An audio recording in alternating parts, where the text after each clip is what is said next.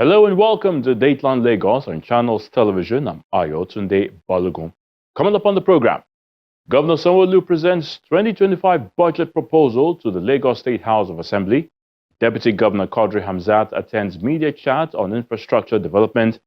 And Lagos State Government holds 2024 Boy-Child Initiative. The Lagos State Governor, Babajide Sanwo-Olu, has presented over 3 trillion naira for the 2025 fiscal expenditure to the State House of Assembly for approval.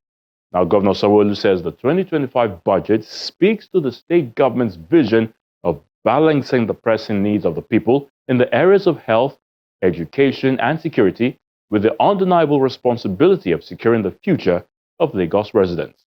Please take a look. Mr. Speaker, sir, it is a day that we should celebrate. The Lagos State Governor, Babajide Sanwo-Olu, makes his way into the Lagos State House of Assembly chamber to present the year 2025 budget estimates to the lawmakers.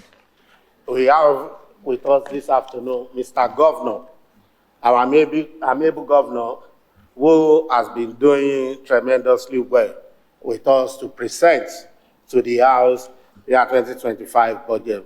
Mr. Babajide Sanwo-Olu. The year 2025 budget, called Budget of Sustainability, is the proposed size of over 3 trillion naira, with a total revenue of over 2 trillion, deficit financing of over 408 billion naira, internally generated revenue of more than 1 trillion, and recurrent expenditure of over 1 trillion naira. The governor says the budget will focus on infrastructure development cutting across different sectors. In crafting this budget, therefore, we have listened to all voices. We have studied global and local economic realities and affirmed our commitments at ensuring that Lagos continues to thrive sustainably for generations to come. This budget is not just a statement of intention, but it's a practical, actionable framework that is designed to impact the life of the citizens of Lagos.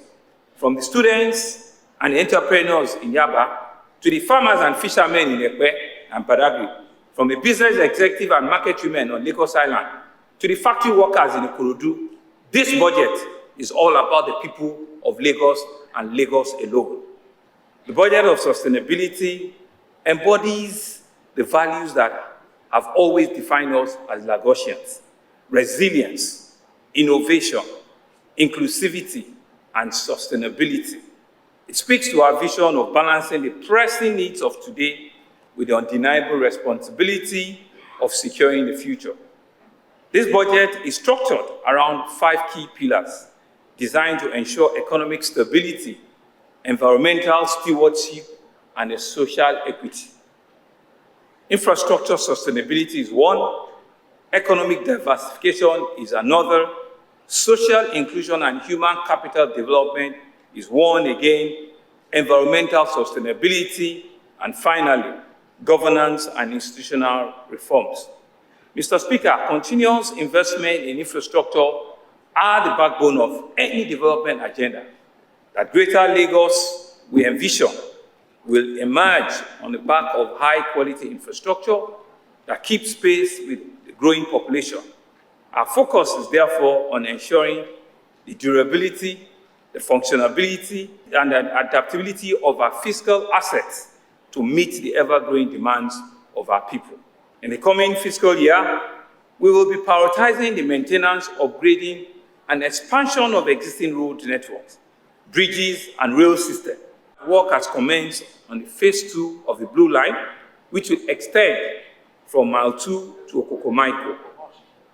I'm also pleased to note that there has been a recently signed MOU between the Federal Ministry of Finance Incorporated, MOFI, to kickstart exploratory work on the development of a 68-kilometer Green Line, which will connect Marina to the Lekki Free Trade Zone, along one of which will be one of the fastest growing industrial corridors in the continent.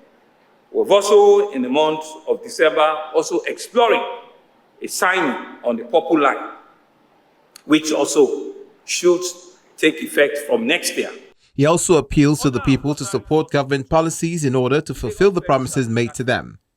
As we prepare for the approval and implementation of this budget, I urge every of us to play their part in building a Lagos that endures. Let us remember that sustainability is not just about preserving resources, it is also about creating opportunity for the future while meeting the needs of the present. The development of any megacity like ours is the responsibility of both the public and the private sector. And to this end, we'll continue to explore public-private partnership strategies in the provision of infrastructure, in the provision of social services, and in the conversion of the challenges to opportunities within the context of the scarce resources available. To our dear Lagosians, I am eternally grateful for the opportunity and privilege to continue to serve. And I assure you that we'll continue to serve you, and I assure you that we'll continue to serve with the intensity and improved pace of our work, and to add significant value to the life of every Lagosian. Please continue to support us. Obey the laws of the land. Pay your tax promptly and in full. Exercise vigilance and time and at all times. And do not hesitate to provide useful information that will keep us all safe and secure.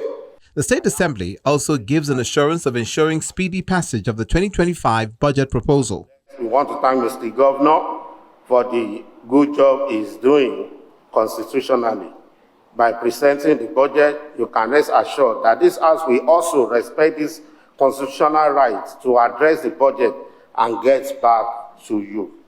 Distinguished guests, as we hope that 2025 budget will be of great benefit to the people of Lagos State, we, however, appeal to Mr. Governor and Lagosians to give us sufficient time to enable the House to do thorough job on financial document that has great influence on the lives of the people. The Assembly will not delay the passage of the budget, but we will be interested in placing high premium on the need to ensure the interests of Lagosians are protected socio-economically and politically. The Lagos State government says the 2025 budget is not just a fiscal document, but a blueprint for continuity, resilience, and shared prosperity for every Lagosian. The Lagos State Deputy Governor Godri Hamzat says 198 roads have been constructed in different parts of Lagos State to make the state more habitable for its residents. The Deputy Governor made this comment during a breakfast chat with the media organized by the Office of the Special Advisor to the Governor on Political, Legislative and Civic Engagement. He also emphasized the importance of tax payment for infrastructure development. 198 roads have been constructed by the Lagos State government under the administration of Governor Babajide Sanwo-Olu, which includes the Lagos-Badagry Expressway, Old Ojo Road connecting other adjoining roads in the area, Babafemi Road with a link bridge in Alimosho area, Abiola Onijemo Road with a link bridge in the Fakojaye area, and the ongoing construction of the Okpebi Mendi Ojota link bridge, all done under the supervision of the Office of Infrastructure. That's not all. Some other projects like the new Massey Children's Hospital with a dedicated 8-floor car park is also progressing. But all of these projects, among other interventions being carried out by the government, seems underreported by the media. That's the reason the Lagos State government, through the Office of Political, Legislative and Civic Engagement, is hosting this media parley to keep them abreast of government activities. The Special Advisor to the Governor on Political, Legislative and Civic Engagement, Mr. Tajuddin Afolabi, reels out some of the initiatives delivered by the government in 2024, particularly for the indigent residents. We have dished out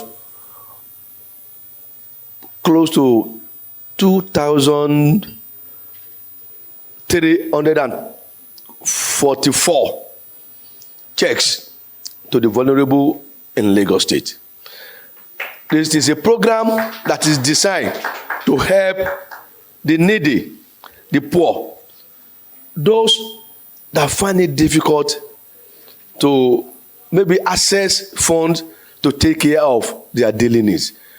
It might be housing problem, educational problem, health challenges, the disabilities, those people, the vulnerables, the troop into our office under this program, and we make sure that they are all well attended to. We've done so much in this area. A sum of 700 million had been distributed in 2004 alone. And I promise you that by next year, through the help of Mr. Governor and the Deputy Governor, the budget had been increased. So we are more committed to now deal and assist more vulnerable people in Lagos State that we are doing presently. So please watch out. Next year is going to be a bank, and we're going to make sure that nearly everybody from the nooks and crannies of Lagos State will be well taken care of through this financial assistance. It is my pleasure to invite... While the Deputy Governor, Kadri Hamzat, touched on other areas like the environment, education, health, infrastructure development, traffic management, among others, he says the government is trying to change the face of Lagos and the people must be properly informed about the transformation agenda. It seems to me that we are not focusing on the right issues. And what are those right issues? So like I said, government, we do roads, we do all these things, and we are doing a lot of them. I think in Lagos today, we are on 198 roads across, if you are familiar with Abiola Onijemo in Ifakojai, those that are familiar, it's close to my father's house, so I know the place. But today, it's awesome. It's just fantastic. So we are, what do they call it? Something La Coco, where in Alimosho, all over the place, Munibanire, all over the place. We are doing various routes. So what then? What exactly does it then mean? The reality is that we can say things that we say, but last year, 7 million Lagosians went to our general hospitals. 7 million. That's a lot of people that went to the general hospital that received treatment in Lagos. That's a lot. Okay? You go to our houses with social development, go there. It's filled to the brim. Filled to the brim. So, what then are the issues? It seems to me that we need to, because like I said, we do roads, whatever. But the challenge that I see is that it will change, or things must change. Because we realize that there are 3 existential threats now to Lagos. So our state is below sea level. And that's why for me as people that pushes information, should we focus too much on, maybe roads? No, maybe not. Maybe now, because we said the existential threats are extreme heat, extreme rainfall, and seawater rising. So if those are the 3 things that can actually existentially affect us as a people, should that not be the focus? So because of that, you will notice that Lagos, we go somewhere, our Ministry of Environment will remove people and say, but in talking about it, we ethnicize things. We turn it to religious something. We turn it into ethnicity. It's not. It's about the fact that if we don't allow that water to move, it will move people. Bottom line. So in reporting it, I think it's important that we let people know. It's just a question of science. So it's not, we shouldn't be emotional about it. If not, people will lose their lives. Some journalists share their concern regarding road rehabilitation, abuse of uniform, and state laws. You see a lot of people dressed in uniform, and then you just dress up early in the morning, they just go and wait and hanging around and looking for people to air and people to catch. And then there is a problem, there is a traffic issue, just like my colleague pointed out here. I'll just weep, because these are young men, properly dressed, energetic, but are not doing what they are sent out there to do. At Fagba, I know that that road is left maybe because of the rail projects there. I think Lagos State government said it's the federal government that's supposed to do that, but I'm thinking that the state government should also do some kind of palliative work on that road. Then again, the new Okoba road, a lot of Fagba in particular, inward Abulegba. The deputy governor responds to the issues. Majority of those last month now, they now wear body cam. Hopefully, they are the people that have the highest turnover. On a monthly basis, we fire 3, 4, 5. On a monthly basis. But the challenge is, they are not from Ghana. They are somebody's brother. They are my sister. They are somebody's cousin. We need to check, why are we doing this? What is the problem? So they wear body cam today, last month officials. I think we have 4,000 now. How many did you buy? I think it's about 4,000. So it might not be for every one of them, but at least in each unit, so that we can see. And we also have over 480 cameras now, so we can see. So that's why we just say, Mr., this is what you just did. Oh, you come about me. These are all Etiosa, right? Yes, sir. McPherson, whatever. Let's go to construction of damaged pedestrian. Okay, no, that one. Construction of Abiola Onijemon Link Bridge. Rehabilitation of Babajide Sanwo-Olu, whatever. Sand Zero Road, Oyinbo. Arrow Job a Link Bridge in St. Finbas Road. Rehabilitation of Iwaya Road. Baba Femi Dada with Bridge. Yinka Folani, Jamiu Lawal, Shalom Academy Network in Alimosho. Rehabilitation of Abanoje. Rehabilitation of Aradagun Musafejo Ajido in Badagry. Construction of Hospital Road in Badagry. Construction of Samuel Ekunda in Badagry. So you can see all over the state. So, but you see, you that's your area. Okay, but so we have to look at, so you can't do more. So if you have 10 naira, you must make sure you spread it across the state. So you must go to Badagry. You must go to, so that's the challenge. The Media Chat is a platform to create synergy between the government and the media, while crucial to national development, as the state is working towards its 30 years development plan, which is to make Lagos the human-centric of the world. Finally, on the program is the 2024 Boy-Child Initiative Parenting Seminar, where the wife of the Lagos State Governor, Dr. Ibijoke Sanwo-Olu, emphasized the role of modern parenting strategies in raising emotionally intelligent, empathetic, and resilient boys. She encouraged parents to foster open communication within their homes, creating an environment where boys feel safe to express their emotions and even learn the values of self-awareness and compassion. Parents, guardians, top government officials, religious leaders, security officials, and other concerned groups all converge on Lagos House Marina for the 2024 Lagos Boy-Child Initiative Parenting Seminar. Members of the State Executive Council. The annual event, organized by the Office of the First Lady, is designed to support parents and guardians in their efforts to raise well-rounded boys prepared for today's world. Distinguished panel. And the conversation kicks off with a panel session anchored by one of Channel's TV presenters, Ayo Makinde, focusing on the issue of depression affecting young boys. Children can have mental health problems. And indeed, boys have a unique set of mental health problems that they have higher risk of having. And that puts them at further risk of things like depression, when they get older. Children have things that can cause depression in their own lives. The same way as an adult, you face life events and can cause depression in you. They also face their own life events. Do you know what's going on in schools? They may be facing bullying. They may have lost a loved one. As simple as their friend being transferred to another school and being left alone can predispose that. And don't forget that at times they also have genetics.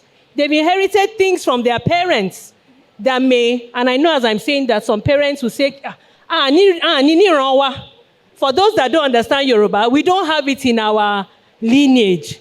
That's not true. Every single person can experience a mental health challenge if the stress is enough and the buffering and support from the family and the environment is not enough to outweigh it. Many of our children, they are depressed. But they find it very difficult to share with their parents, especially boys. Boys have issue with emotions. What do we say to our boys? You want to cry? We don't allow them to express their emotions. So they keep it to themselves. Look at what our teacher said. He said that whenever I'm not happy, after taking substances, I'll be very happy. So some of them do drugs because they are depressed. Depression can lead to drug use. So what do you need to do as parents? Please, let's be involved in their world. Let's be intentional. Let's listen to them. Because if you don't listen to them, they won't listen to you. You don't really know that you have done a good job until that child is of age. That's when you can tell that, oh God, I've done a good job or I've done a bad one. More needs to be done in terms of observance. As an intelligence officer, I would say that parents don't really pay much attention to observance. And that is the reason why we are having a society where there is moral decadence and there is a high level of crime, more than ever before in Nigeria. We all spend so much time trying to bring up the girl child while we forget the boy child.